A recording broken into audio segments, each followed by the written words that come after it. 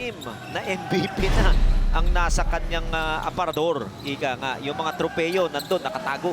Speaking of kumpiyansa, Onwubere with all kinds of confidence behind that three to get rain or shine on the board.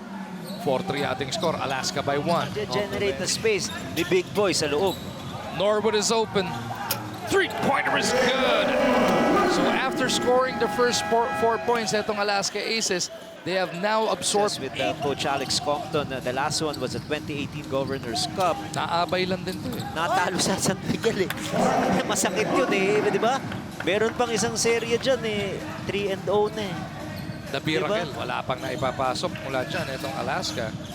Ito na ba? Ayun na nga! Of course, Alaska not really relying on that three-point shot here in the PBA. Sa kanyang tira, kasama niya nga sina ng Batak, Torres down low. Diyan din si Ponferrada at si Tolentino. Ganda ng pag-seal ni Torres na yun. Tumatakbo ng Aces.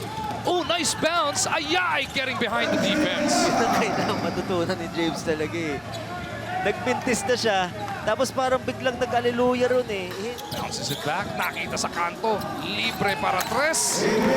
Adrian Wong lights it up. 15 points coming out party for the rookie. Anong puntos na si Onwubere?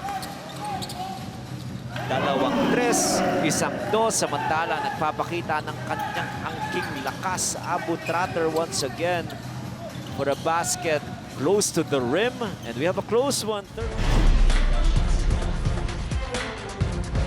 Belga at the post. Brondel ang bantay. Goes cross court to Ponferrada. Puts it on the deck. On the run. Aba, bago yun. Elegant shot. Parang ano? Ramon Fernandez. El Presidente floater from Ponferrada. Ang magkabilang kupunan. Wong with a 3 to cut it to 3. Pantabla ba? Pantabla nga para kay Adrian Wong. What supreme confidence displaying by this guy. Definitely after his performance. Yes. That pass. Big Bo, turnaround Jay. Belga delivers the deuce. 6 points for Belga. He really likes to make his presence known here to everyone. Meron na situation kanina, nashutan siya ni Abu Tratter. And you know the pride of this guy. It's not gonna be easy if you score. Closer to the basket. Nambatak to Onwubere. Diving through. Onwubere again! What about letting out everything in his offensive arsenal? Three-pointer first. They average more than 100 points per ball game. So that is an offensive machine.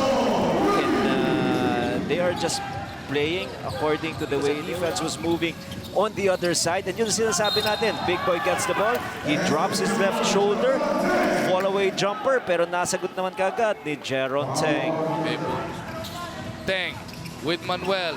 Goes all the way the other way. Vic from straight away. That's good! Now the defense, especially on the rotation, nice high screen provided by Vic Manuel. And there was a semi-trap on the ball carrier